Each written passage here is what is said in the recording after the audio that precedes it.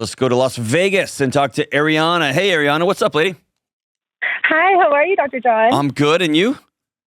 Great. Awesome. What's up? How can I help? So I have a pretty general question.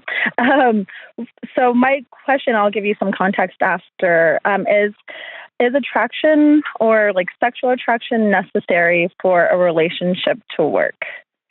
So I was with my ex for about a year and a half. We broke up last year around February, and we've still been kind of in each other's lives since then. So like for a year, we've been friends or tried making things work and then went back to friends. How often have y'all hooked up in the interim? A lot. Okay. So y'all didn't break up? Technically. You didn't break up? We like dated other people. Okay, so y'all opened the relationship up, but y'all haven't broken up. I mean, you haven't broken up. Okay, we did go like months. We did go like a couple weeks or like a month or two without talking, and then we'd like hang out again. So that made you a modern married couple, but y'all didn't break up. All right. Like not the marriage I want. But. So what? Yeah, exactly. What? One of y'all did something. What was it? So before we were actually friends before we had dated. Okay. And before we dated, he kind of led me to believe that he was more financially well off than he was. So we ended up dating and living together. I did not know that he had a gambling issue. So we had like a lot of financial hardships during our relationship. Like almost got evicted kind of thing. And then one time, like we would solve things. And then one time I had been like cocktailing for like a month and he took all my money without knowing and gambled it. And that was what ended our relationship. Whoa. He took it without knowing, or he took it without you knowing? Without telling me. Okay. So is your question... So when it comes to, you said sexual attraction, is it necessary for a romantic relationship? Yeah. So that like now he's like better, he doesn't gamble anymore and is like doing in the financial aspect, as far as I know, better. That's it. That's it. That's all that matters right there. What you just said. That's it. Sexual attractiveness. This is just the way we say it in the counseling world. The 3 B's, right? Biceps, boobs, and butts, right? It's way more than that. Sexual attraction involves agreeableness. It involves character. It involves safety. You have to be able to trust somebody implicitly so you can fully be vulnerable with somebody in an intimate relationship. And you don't trust this dude as far as you can see him. Yeah. And so... what you're starting to do is you're starting to resent yourself because you continue to hook up with the person that you're not interested in, that you don't trust, you don't feel safe with. And you're moving that resentment from yourself to him. Tell me if I'm right or wrong. I do agree. And I've tried ending things with him, and every time you haven't. No, you haven't. You can. You can. You're scared to be alone. Why are you scared to be alone? I feel like I'm scared to be without him. Why? I feel like I'm okay to be alone. No. You're scared to be with him. Yeah. You've trapped yourself. Why are you scared to be without him? I don't know. And I think like dating in Vegas is just horrendous. And every time I've like gone through a bad experience dating someone, I do go back to him mainly because like I do feel like he really cares about me and he really loves me and would do like anything for me. That means, hold on. Whoa. That means you're using him as a Xanax, and that's not fair. Yeah. The same level of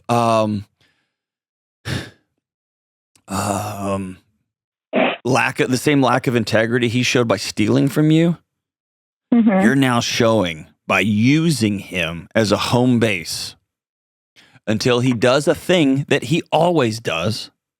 You go, and then you run into the arms of somebody else in Vegas. And then you repeat, and then you repeat, and then you repeat. And the narrative that you continue to tell is that he's the bad guy. He's not attractive. He's not. You, to quote the old movie poster, you're just not that into him. But here's the deal. You are becoming, and he's not on the phone, so I can't talk to him. Sounds like actually he's gone and done the work. Yeah. And you You're the problem. It's you, to quote the great T Swift. Right? Yeah. No, I do agree. Like, I completely know he's done so much work on himself. What's he still doing with you? Why is he still with you? I don't know why. I just don't necessarily, like, I love being with him. Like, me and him, like, are best friends in that way, but I don't like hooking up with him. Like, I don't like, and he knows that. I've told him that. Then stop. You've told him that, but you've heard me say it 1,000 times on this show, behavior's a language. Yeah. And you tell him that and you go do it. You tell him that and you go do it. Have some more self-respect than that. And treat him with more respect than that. Yeah. Fair? Yeah. I mean, yeah, he deserves it. Yeah, and you do too. You played house for a year. And the illusion of it was fun. And you were married to someone who was sick, who was struggling. And you also didn't tell the truth.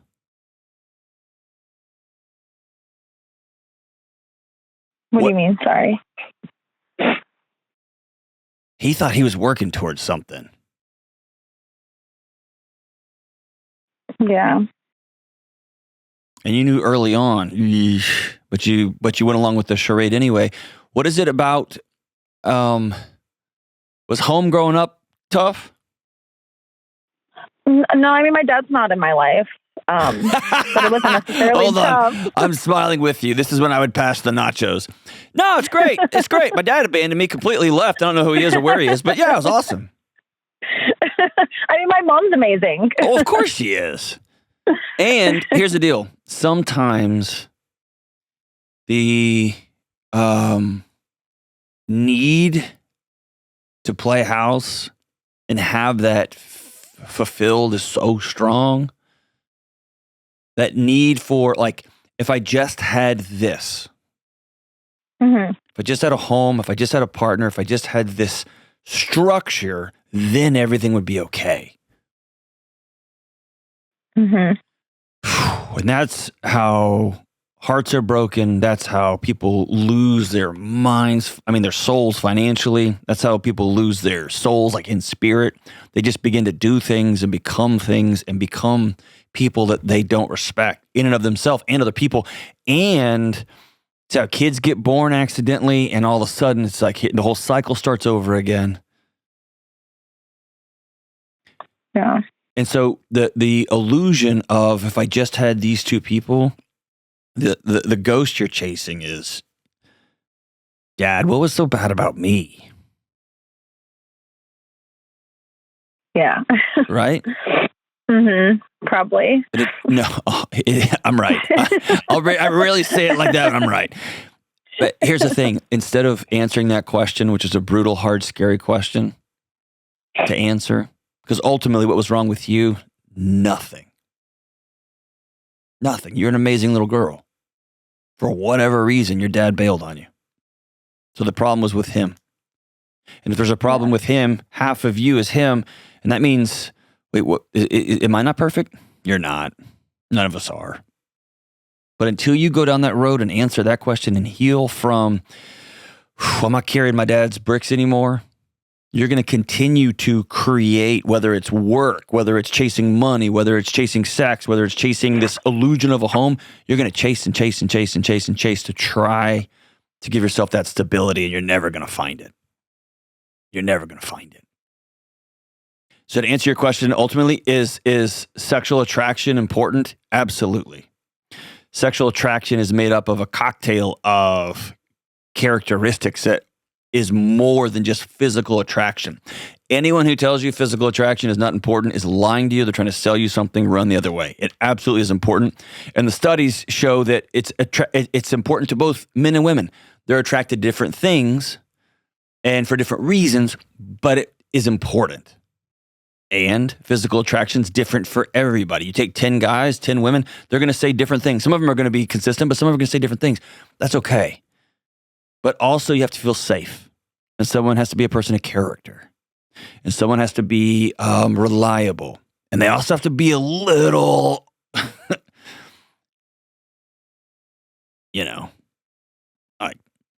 Yeah, I'll give that a whirl. Right? They gotta have some spontaneity and some deviousness. I mean, that's all that is bound up in desire and attraction, eros, all of it. And at the end of the day, if you're using somebody because they feel safe, you're still using them.